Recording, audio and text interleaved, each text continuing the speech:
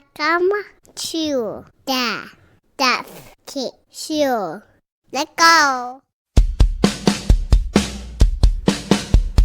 Hey! All right. Welcome to the GK Show. Fun music at the beginning. Yeah!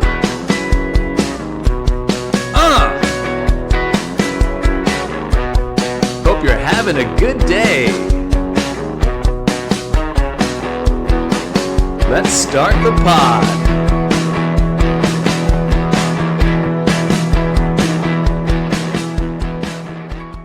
Welcome back. Still trying to do it. Can't do it like my guy, Clay Travis. Let me try again. Welcome back. That's a little bit better. Okay, so I am back out here. I was in Bermuda today. Bermuda. And now I'm literally going through the Bermuda Triangle, I guess. I looked at the map where we're going next, and I'm like, yep, that's the Bermuda Triangle, definitely. So we'll see if this ever gets uploaded, you know?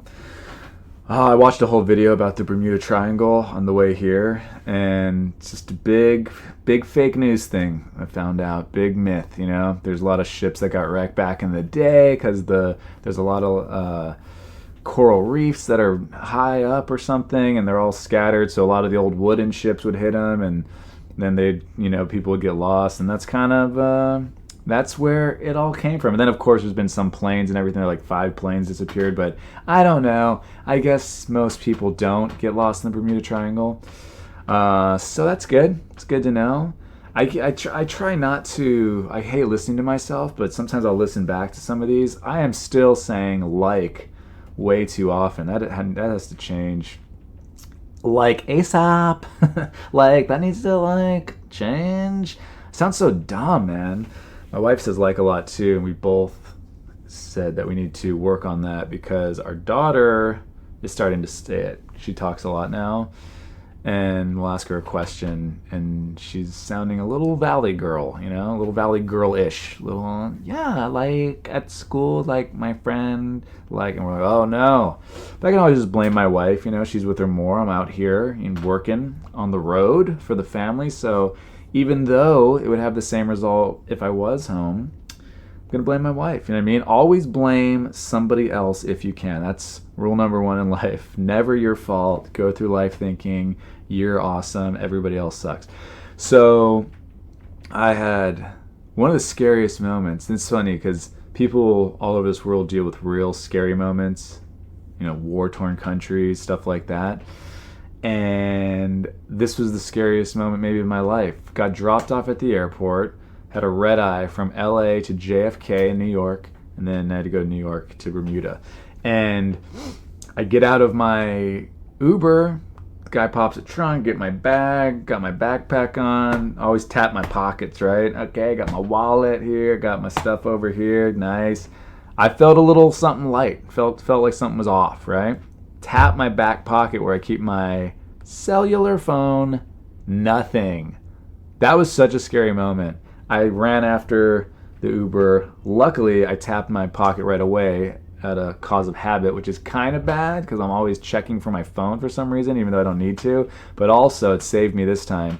That would have been a very rough trip, this trip, if I lost my phone, because there's a certain letter I had in an email that I needed when I got to Bermuda, so they would let me through customs and all this stuff, and also I just would not have a phone. I'd have no way of checking in for my flight. I'd all sorts of things, right?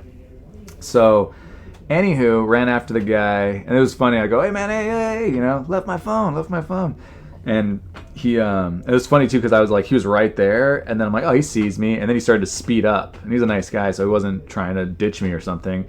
That's always a scary feeling when you're like, oh, whew, he's right here. And he's like, oh no, now I gotta run. So I had to run with my bag. And I'm like, oh hey man, I left my phone. And then he goes, oh, sorry about that. And I said, well, sorry about what, dude? I left my phone. You didn't do anything. So is there a scarier moment? You know, let me know. Email me. It's in the show notes, you know, the email. Let me know. What's your scariest moment? Love to hear it. While we're talking about show notes, do me a favor if you haven't yet. I see a lot of people have been doing it more and more. If you just take 10 seconds and rate the podcast 5 stars. If you want to write a review real quick, that'd be cool too. That'd be extra cool. But if you just rate it 5 stars, helps it, get new listeners and stuff, move up the charts. So please do that. I know it's annoying I have to say it. My Uber driver, by the way, super big Donald J. Trump fan. This guy loved Trump, which is fine. You know what I mean? People have their political leanings, but it was just so immediate how it happened. I didn't even really look at him when I got in the car. It was a white dude, and for anyone wondering, he didn't say anything racist or anything like that. Seemed like a nice guy. He said his wife's Mexican, his best friend's black. I'm like, dude, my wife's Mexican, and my best friend is part black, half black. So pretty interesting, but it's just funny because how did it start? It started immediately. I don't live too far from the freeway. I think I live a mile from the freeway from where my house is. So, I'm killing it because I live right near the freeway. And we weren't even at the freeway, and he asked me something. He asked where I was going, I think, and I said Bermuda, and then he was like, oh, what are you doing in Bermuda? I'm like, oh, I'm just working on a cruise ship or whatever. And then he said, oh, and then I think he said, are you a comedian? I just said again. He said, are you a comedian or something? And I said, yeah. And he's like, I knew it. So it's weird. I'm like, did I get recognized? I have a story about actually getting recognized that I'll tell later. But said I knew it. I think it's my level. To some people, they're like, he looks familiar. And then if they actually talk to me, they might, if it comes out, they're like, oh, I thought so, something, maybe. So that's my level of fame, which is pretty much non-existent. Non-existent fame. But, so yeah, so what did he say? So he's doing something about being a comedian. And they said something about how you have to adjust. That's what it was. He said something about, oh yeah, you got to adjust, right, every couple of years. And I didn't know if he meant write new jokes, which I'm always doing. So I said, oh, what do you mean? And then he said something about, because of how people are, or he said something about politics or something. And then I said, oh yeah, it is kind of weird now. And I just told him a very quick, totally true story about how, I've written for some TV shows and I want to write for more shows. And I've written some stuff, and I asked some writer friends of mine, for advice. And they told me straight up, oh yeah, I don't know if this is still the case. I'm not super in Hollywood at all anymore. But not that I ever was super in, but at least I was more in. So he said, yeah, a couple different writers told me that they're not taking any scripts or any stuff from straight white male people. And I'm like, what? I knew that would, there was stuff like that with certain TV stuff, they wanted to diversify and all that stuff. But I didn't know for writing, who cares? I thought, who cares who the writer is, And they're like, no, the one guy told me his agent, he tried to get his buddy, who's actually a writer who's staffed on television, network shows. These guys, that means you're doing really well as a writer. You're making a lot of money and you're writing on network shows. And he said that he told his agents, the guy I'm talking to is not white, by the way, obviously. And he told his agents, oh yeah, you should check out, my buddy so-and-so, he's looking for new representation. And his agents were like, we're not taking any new white guys. So that's crazy, because that guy is making a bunch of money as a writer. I'm just somebody, I've made a little bit, and I'm trying to get more into that world, So anyways, I brought that up, and this guy was like, man, right? And I was like, oh boy. I was just telling a totally true story. And he goes, right? When? It's racism, man. And I was like, oh, yeah, I got it's, life's not fair. I don't know how to react to that. And then, what did he say? He said something about, when's it going to be our turn again or something? And I don't know, whenever people lump me in with them right away, just because our skin looks the same, I'm like, I don't know, man. I know I am, Eastern European descent, but I'm Jewish. It's kind of a different thing than, I don't know, I'm not that guy. And I would never say, when's it going to be our turn to somebody? So anyways, it was a pretty exciting ride. I will say this. If I had to choose between listening to somebody who, who would you rather have? An Uber? I was thinking about this after this ride. A guy who, is super into Donald Trump. This guy, he was talking about the deep state and everything a bunch. It was a fun ride. It was a fun conversation, if I'm being perfectly honest. But I feel like the flip side of that coin, I feel like I wouldn't want to be with an Uber driver who's complaining all the time. I mean, this guy was complaining too, but I feel like the Trump supporters, their complaints are different. You know, like he just, I don't know, maybe, I don't know, it's kind of weird. I don't even really know what I'm trying to get at, but I feel like that guy, it's more interesting to talk to that guy about, you know, the deep state and this and that and Hunter Biden, man, and blah, blah, blah, blah, you know. And he wasn't saying anything negative about anybody. He was just saying, you know, how he like really, really believes that Donald Trump cares about him and wants to make America great again, which is like, it's always funny when somebody repeats a slogan. He goes, he's a billionaire, man. He didn't have to run for president. He had no reason, just he wants to help people. And he's my Uber driver, so I wasn't gonna, get in any discussion about that. I mean, I get where he's coming from. I get that. I think that's why a lot of people feel on both sides like their person really cares about them and blah blah blah. But there's also other reasons to run. The guy, I don't think Donald Trump's the worst guy ever or anything like some people do. I don't think he's the best guy ever like some people do. But he does seem to have a super huge ego. You know what I mean? And I feel like anybody running for president, have you seen anybody running for president legitimately who you're like, I'd like to hang out with that guy? They all seem so weird to me. Like there's got to be something going on with you where you think, I should be president. Yeah, I should be president of the United States. I should run the country. I don't know. There's a lot of things that go into that. You're going to be scrutinized, your family, all that stuff, your past, your everything, but also just, I don't know, it's weird. I wouldn't want to be president. If somebody's like, hey, do you want to be the next president? I'd probably be like, nah, is there another job opening? Can I just have one where I just make a good living, but I'm not president, and I have a lot of free time to just kick it with my kids and stuff? I don't know. Oh, excuse me. Where's the cough button? Mr. Producer, hit the cough button. I got all sorts of people working in this little studio with me. So, my flight home. Okay, this was great. My flight home from, where was I just coming back from? I flew from somewhere and then Charlotte. Was it Charlotte to LA? I think it was Charlotte to LA. Anyways, I finally have status on certain airlines again, which is great because when I had status before, it's awesome. I don't care what anyone says. It's much better to have status. It's much better to travel when they bump you up to first class and stuff. So I got to fly first class home. Had 2 flights, and both of them they bumped me up. And so I'm sitting next to this guy. This guy legitimately recognized me, which is kind of weird because I just really haven't done much at all. I think, period. Well, I mean, I know other people are like, man, you were on this and that and that. I'm like, this is a long time ago. Like, I feel like I haven't done anything. But he starts talking to me, and he goes, you're a comedian, right? And I was like, oh, yeah. And then he's like, oh, I thought so. And he showed me his phone. He had my website pulled up. He's like, yeah, I looked you up to make sure. I thought that was you or something. And I'm like, oh, cool. So this guy was a military dude. So I was tired, guys. I was going to sleep that flight. It's a 5-hour and 8-minute flight home from Charlotte to LA. And I was tired. I couldn't wait to sleep, so I'd have energy when I got home, hang out with the fam. But once I found out that this guy's a military dude and he fought in Iraq and he's, knew who I was and wanted to talk, I'm like, all right, well, I guess I'm staying up. So I stayed up the whole flight. Me and this dude boozed it up, man. Drinks, talking. This guy told me about being in Iraq. He told me about all sorts of stuff. He said how he knew around the 2008 election or something. The guy was like, look, I'm not like really political. Like he's kind of like, we had a good talk. He's kind of like me, like he knows, like, he's like pays attention to what's going on, but he's not like super like one side or the other.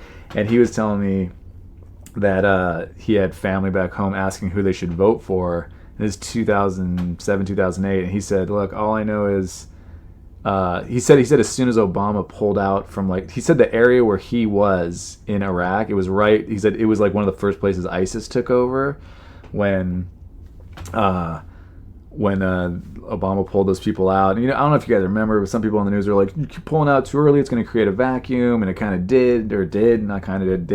So anyway, it's kind of interesting. And he wasn't like shitting on Obama or like saying anything good about either side, but great convo with that guy. Man, it's so interesting, This guy got in when he was in the Marines when he was 18, I think. And then he works for the Army now. He's in the Army. So, got to get it for that guy. I wish I could remember more about that flight. I remember as we were talking, I was in my head, I was like, oh, that's interesting, I gotta remember that. Oh, that's interesting, I gotta remember that. But like I said, we were also drinking the whole time, so I forgot. All I know is he's a nice guy, stationed in Hawaii. He's divorced. Like I'm remembering all the stuff that's not even that interesting. I got his phone number. What's his name now? I gotta look this guy up in my phone. I forgot his name.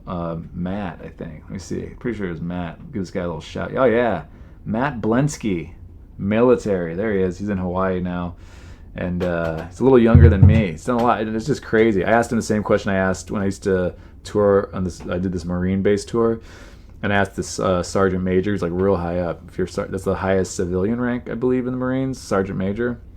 And I asked the guy, we're on a ride to one of the shows, and I go, hey man, I go, just be honest. I go, I don't care. Do you look at guys like me? And you're like, what a fucking pussy. And he goes, no, I don't. And he's like an older dude, and I was like, how could you not though, man? I go, like, you fought in wars and stuff, and you know, I tell jokes. I go, how do you not look at me like this, motherfucker? And he goes, no. I go, no. He did, I forgot what he said, but he was trying to be nice about it. And I asked this guy the same thing. He's like, no, man. He goes, you know, I see like both sides of it. You know, he's like, this is one of the things I asked him about. I asked him about Bo Bergdahl, because I go, what did like the military guys think about that guy? Because that was a big thing. That guy, Bo Bergdahl, if you remember, this guy abandoned his unit in, I believe, Afghanistan, not Iraq. And then guys died trying to find him, right? That's what the news was saying. Like the right-wing news was like, oh, guys died trying to find him. And the left, because Obama gave the guy like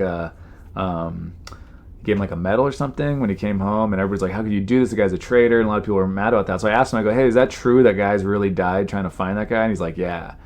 And then he goes, but it's also true that he's like, they didn't. I go, what's the deal? I go, with that, like if somebody deserts, you know, if they would just walk off like that, like why would we go look for him? You know, I mean, is that like policy? Is that standard procedure? And he said that they didn't know that he walked off right away. This is probably stuff that was already in the news. I might have known this before, but he said at first they didn't know. They thought he might have been captured, but then they found out later he did walk off and did just totally desert his guys. And he said multiple people died trying to find him.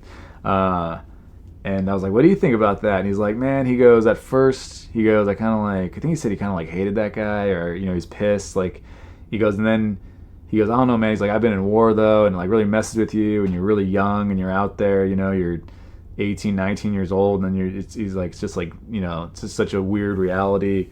He goes, so I can't really like blame him too much, but, you know, and I'm like, that's the thing, dude. It's like such a weird discussion. I don't know if the guy deserved a medal though. I think he did get a medal or something. Didn't have like a Rose Garden thing. That's what people got all pissed about. But anyways, pretty interesting. I like to talk to guys that have lived through it, you know? Much different.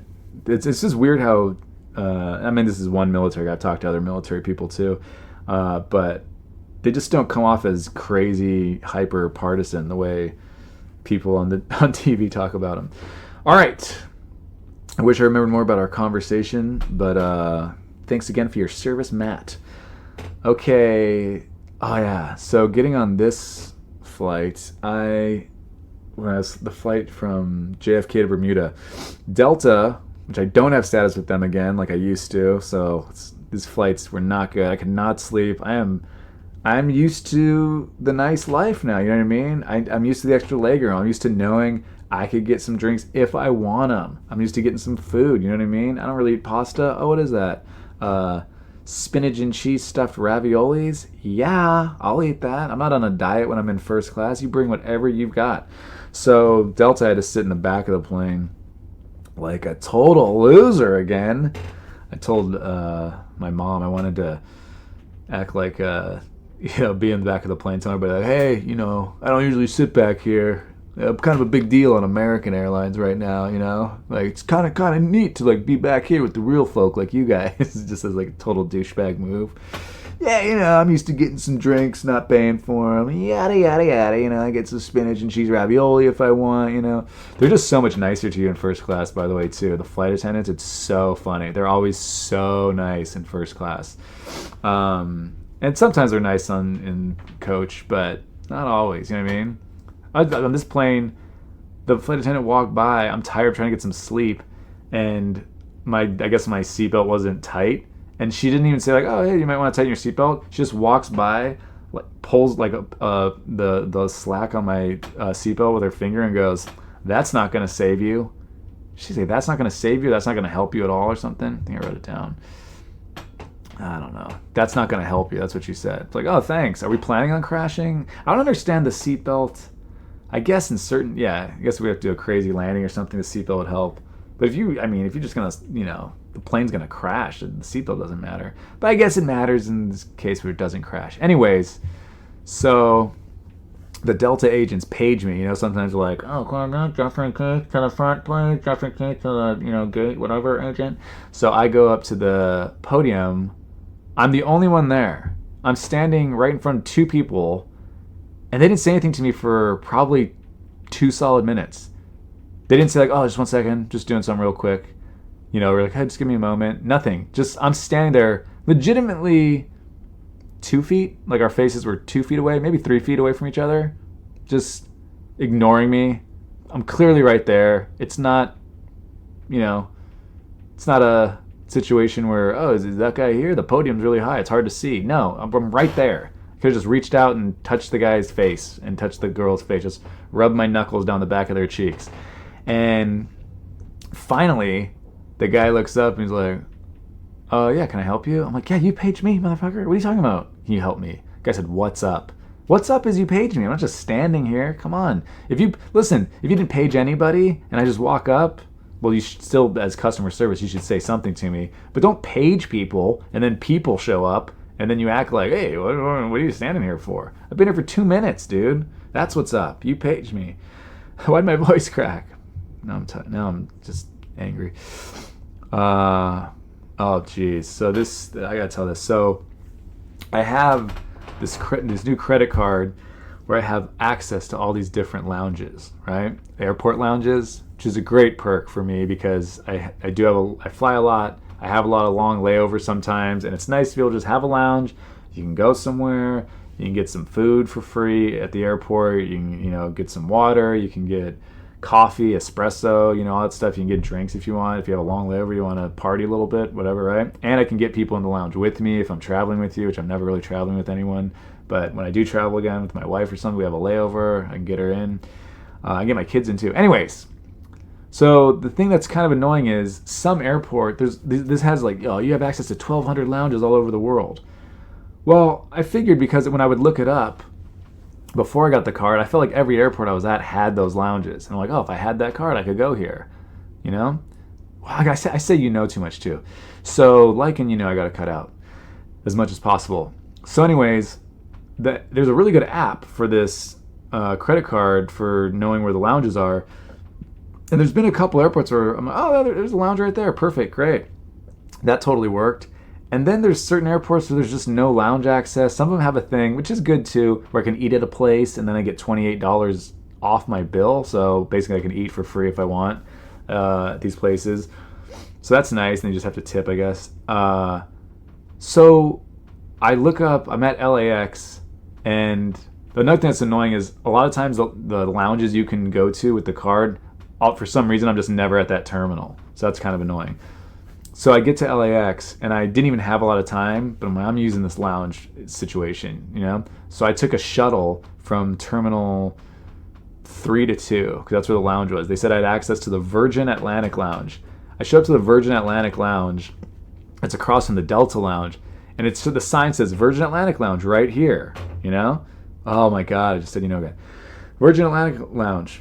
And there's no way in. There's just no way in. And there was a big sliding door type of thing, like huge, like the wall looks like it slid. And it's said Virgin Atlantic Lounge. I'm looking around, I'm like, is there an entrance I'm missing? Because it says it's right here. Should I go down there? Should I go down here? Nope, there's nothing. This is it, right? So then I honestly just stood in front of the thing, and I was trying to get close to it, thinking that would open the door. Like, that's how you get in. The Delta one's obviously wide open. It's all lit up. There's people you can see inside working. There's people going in and out. And this one, I just walk up to the door. It doesn't open, so I just kind of walk a little closer. I'm like, oh, this automatic door sucks, right? Then, I swear, guys, I go to where the door meets the wall. This is a huge door. It goes all the way up to the ceiling, right? Probably 20 12-foot high door or something. I put my fingers on the side of the door and I try and move it. And I'm like looking back, making sure people aren't seeing me do this. What was I thinking? That's how you get into the Virgin Atlantic Lounge? You have to pry the big 12-foot sliding door open, and then once you get in, everyone's like, you did it! We don't like to make it easy. Welcome to the Virgin Atlantic Lounge. Then maybe or maybe you get in, and then you have to do like an American Ninja Warrior obstacle course. You have to finish it. You finish it, everyone just starts applauding for you, and then you're like, thank you. Can I get a vodka soda? And they're like, beer and wine only. Shit! Anyways, I'm an idiot. I'm just trying to pry a door open. And then I literally got off the shuttle, walked over to the lounge, tried to break in basically, then realized I couldn't, then turned around, got back on the shuttle, and then I made it to my flight as it was boarding. So I really didn't have much time to do that anyways. So I basically did that to see if I could just get a snack real quick. And I wanted to see what the lounge looked like. I just want to use the lounge as much as possible. So I was in New York on my layover.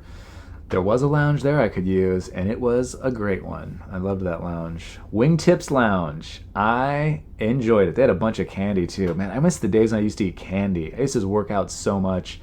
I used to play basketball 3 hours a day, lift weights for an hour a day, every single day. So you can just eat candy, just ripped, in great shape, you're young. Now, not really a thing. So, what was my point? So I'm in New York. I feel like in New York City, there are people, and I've been to other countries where people kind of don't have the same courtesy when they're walking to get out of people's way, but that's just kind of the culture. I feel the culture in New York City, it almost seems like everyone's aiming to walk into you. It almost seems like everybody, and this goes across like every gender, race, people that look totally different, everybody's doing the same thing in New York. They're all kind of walking at you, and you have to get out of their way. It's almost like they can't see. It's almost like you're walking in a sea of blind people, and they're all just coming at you, and you just gotta bob and weave, and you're the problem. I always feel like I'm the problem when I'm in New York City. So I felt that this morning. I got this new white shirt I'm all excited about, and this is just a parent thing. If you have little kids, you'll get this. I really like this shirt. You know, it feels it's a good material, real soft and everything. I put it on the other day. We were getting ready to go somewhere when I was home, and my wife's like, oh, you look nice, oh, nice new shirt or whatever, and the shirt's very white. And then I had so much anxiety wearing the shirt around my kids. I'm like, this shirt's gonna get dirty. This shirt is definitely gonna get dirty if I wear this. I went back upstairs and took it off. You can't even have anything nice. I knew for sure my kids were gonna spill something on it or touch me. Their hands would have, food or whatever on it, and touch the shirt, and the shirt would be forever ruined. So I just took it off. Then I brought on this. I'm like, I'm just gonna bring on this shit. I'll just perform in that shirt. So whenever I get on, I always go down to the laundry room and iron my stuff. Right? I'm ironing my shirt. I'm almost done ironing the shirt. It's a short sleeve button up. I'm like, oh, let me just iron these sleeves real quick. This piece of shit iron, which is just old and crappy, I guess. It did like charred or like burned or something on the shirt. I think it was just like stuff from the iron. I don't know if like when I wash the shirt it'll come off or not. It didn't. It's not like huge, not like a very super noticeable thing. But I've literally worn the shirt for 10 minutes downstairs at my house before I went back upstairs to take it off because I was so petrified that something was going to happen to it. And then I ironed it just to make it look not wrinkly because it was in a carry-on suitcase. And now it's already slightly damaged. Just, it is, I have a rough life.